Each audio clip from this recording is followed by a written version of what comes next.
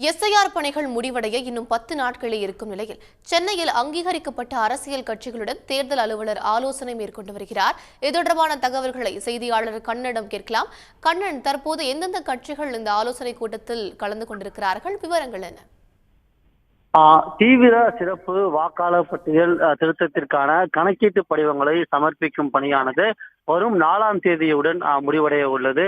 இந்நிலையில் ஏற்கனவே 20 நாட்கள் கடந்துவிட்ட நிலையில் இன்னும் 10 நாட்களே உள்ள நிலையில் இந்த பணிகள் குறித்து அனைத்து அங்கீகரிக்கப்பட்ட கட்சிகளுடன் சென்னை மாநகர தேர்தல் அலுவலர் குமரகுருபரன் ஆலோசனை நடத்தி வருகிறார்.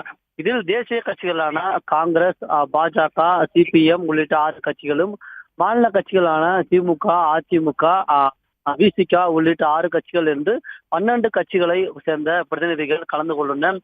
இந்த ஆலோசனை கூட்டத்தை பொறுத்தவரையில் அரசியல் கட்சிகளை சேர்ந்த பிரதிநிதிகள் பல்வேறு கருத்துக்களை எழுப்பி வருகின்றனர். அதன்படி இதுவரையில் சென்னையில் எவ்வளவு படிவங்களானது கணக்கீட்டு படிவங்கள் விநியோகம் செய்யப்பட்டுள்ளது, எவ்வளவு படிவங்களானது திருப்பி பொதுமக்கள் அளித்துள்ள, அவற்றில் எவ்வளவு படிவங்களானது இணையதளத்தில் பதிவேற்றம் செய்யப்பட்டுள்ளது உள்ளிட்ட பல்வேறு தகவல்களை அரசியல் கட்சி சேர்ந்த பிரதிநிதிகள் மாநகராட்சி தேர்தல் அலுவலரிடம் கேட்டு வருகின்றனர். மேலும் சென்னையில் தொடர்ந்து இந்த எஸ்ஐஆர் பணிகள் தொடர்பாக குளறுபடிகளானது தொடர்ந்து நடைபெற்று வருகிறது.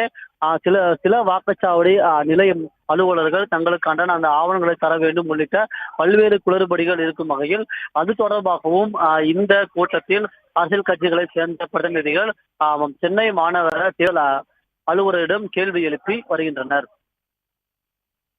விவரங்களுக்கு நன்றி கண்ணன். உடனுக்குடன் செய்திகளை தெரிந்து கொள்ள சன் நியூஸ் பெல் ஐகானை கிளிக் பண்ணுங்க.